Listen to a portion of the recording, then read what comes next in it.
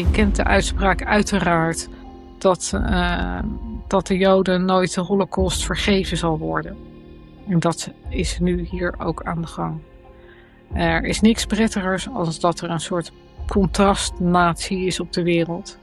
Die altijd alles slechter doet en kwaader is dan jij zelf bent als natie. Welkom bij de podcast van Shalom uit Israël. Mijn naam is Madar Morag en vandaag is het de afronding van onze drieluik. Dus de laatste aflevering met Ellie en Amanda. En we hebben het gehad over de grimmige protesten en het persoonlijke verdriet van Joodse studenten.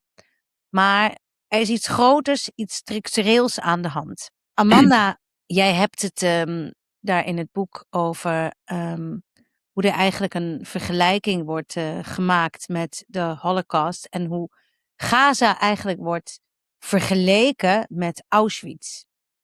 En dat het woord Zionist dus eigenlijk bijna dezelfde betekenis heeft als nazi. Hoe kan het toch zijn dat zulke radicale taal en van die extreme termen op een gegeven moment gewoon geaccepteerd, genormaliseerd wordt en dus te horen zijn binnen de gangen van de universiteiten? Ja, ik heb me dat natuurlijk ook heel lang afgevraagd hoe dat kan. Er zijn vele factoren die daaraan bijdragen. Ten eerste is een universiteit een conformismefabriek.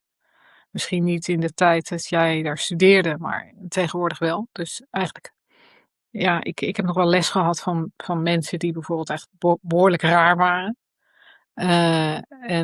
Maar die zijn eigenlijk allemaal uitgefilterd. Hè? Dus ik ben bijna de enige rare die nog over is. Dus er is een soort conformisme. Het is een soort elitespelletje. Waarbij een zeer gewenste generatie jongelui eigenlijk alles mogen maken wat ze willen. En ze zijn ongelukkig als ze geen eigen doel hebben. Ik hoorde pas ook nog een these dat al dat internationalisering in Nederland er ook voor zorgt dat studenten enorm eenzaam zijn. En dat bindt ze allemaal samen. Maar goed, dat zijn dan meer positieve zaken. Wat natuurlijk ook zo is dat, je kent de uitspraak uiteraard dat de Joden nooit de Holocaust vergeven zal worden. En dat is nu hier ook aan de gang. Er is niks prettigers als dat er een soort contrastnatie is op de wereld. Die altijd alles slechter doet en kwaader is dan jij zelf bent als natie. En er is natuurlijk ook een soort enorm veel invloed van immigratie. Heb ik studie-immigratie, maar ook asiel-immigratie. Maar zelfs ook expats die op een of andere manier dit nu hebben gekozen als een soort, die zich aan de kant van de personen, dat moeten we steeds maar niet vergeten, van de personen hebben geplaatst die Israël willen vernietigen. Het is de bedoeling dat Israël vernietigd raakt. En ik maak me daar ook grote zorgen over dat het uiteindelijk ook een soort genormaliseerd doel wordt. Dat is het nu nog niet. Maar dat, daar gaat het wel naartoe. Ja, zeker. En nu hebben ze dan de mogelijkheid om dat te doen. Dus Joden die er nu in Nederland niet zo goed bij zitten, omdat ze dan toch worden gezien als je bent te veel bij het Sidi of je zit te veel bij Joodse bladen enzovoort. Die kunnen zich nu, en dat gaat ook gebeuren, vrees ik, die kunnen zich nu in de ogen van de wereld herstellen door zich volkomen te richten tegen het hartland van Israël. Dat deden ze al, ze waren heel kritisch over Netanyahu, maar nu kunnen ze het hartland aanvallen en zeggen, wat daar gebeurt is fout, die kolonisten zijn al het kwaad enzovoort. En daar gaat men nu, met de EU die nu met sancties is gekomen tegen doodnormale organisaties aan de rechterzijde van het Israëlische spectrum. Dat gaat er nu gebeuren en dat is het resultaat van die normalisering. Mm-hmm. En hoe kan het? Ja, dat heeft natuurlijk Melanie Phillips ook wel goed laten zien. Hè? Met die continue propaganda op de social media. Met die continue ophitserij die niet weersproken wordt. En terwijl ook in een samenleving leven waarin er nog maar weinig goed onderzoek wordt gedaan. Ook bijvoorbeeld journalistiek, waarin de media in handen is van mensen tegen Israël. Ik weet het niet. Wat ik denk is, Rabijn Margolin heeft pas de Belgen opgeroepen, de Belgische Joden, om naar Israël te gaan. Dat heb ik gemist. Jij denkt dat op een gegeven moment dat misschien ook in Nederland gaat komen, die oproep? Ja, ik denk dat de rabbijnen hier dat niet zo snel zullen doen, maar Nee. wellicht is het wel het verstandigste. Want dit gaat helemaal mis. En het erge is, als ik dan stiekem aan mezelf denk, dan denk ik, nee, Eli kan naar Israël. Weet je wel, iedereen kan naar Israël. Ik niet. Amanda, Ik wij blijf nemen jou achter. mee. We're taking you with us. Eli. Yeah, we absolutely do. We absolutely will. But I want to link back to what Amanda said. You know, Yes. when we talk about normalization, Yes. normalization is much more dangerous than open hostility.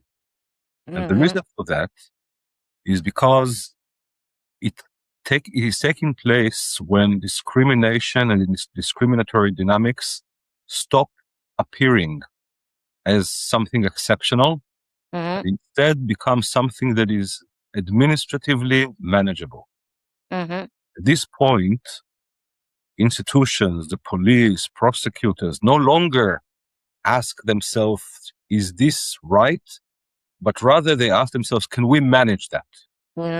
And this is where things break down. Because if you think about normalization means that language, behavior, exclusions, double standards that previously would have generated immediate moral discomfort.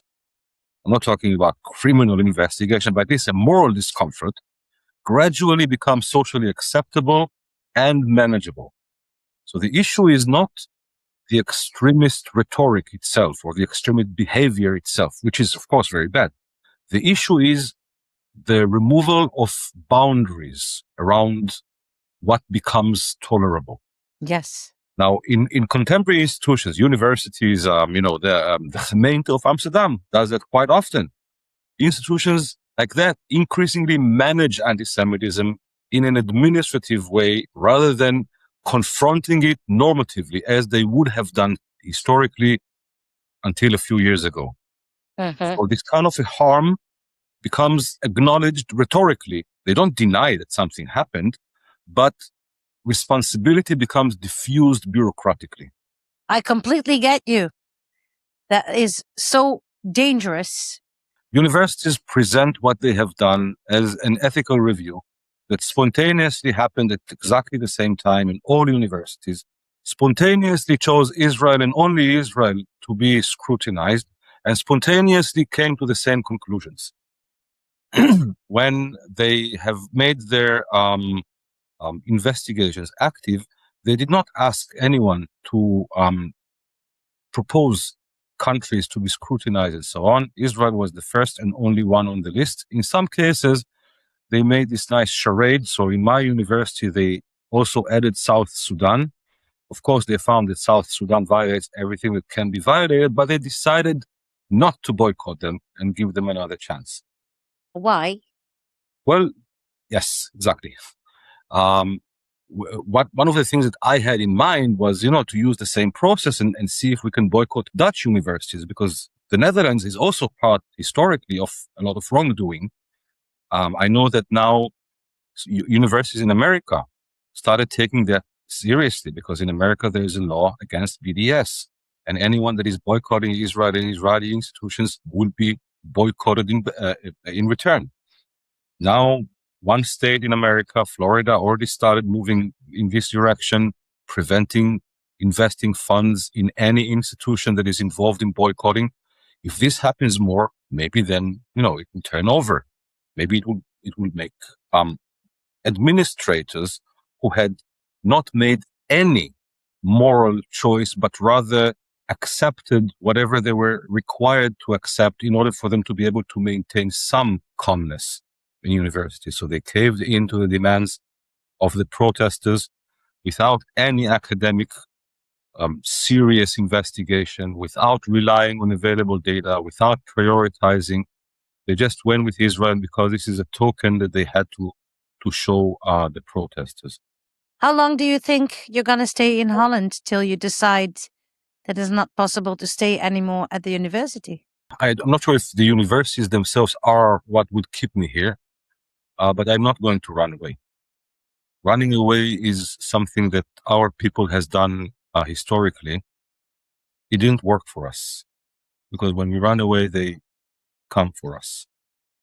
Israel is this is a miracle that we are facing in our lifetime. Israel changed the way it behaves. And it is a lesson for us all.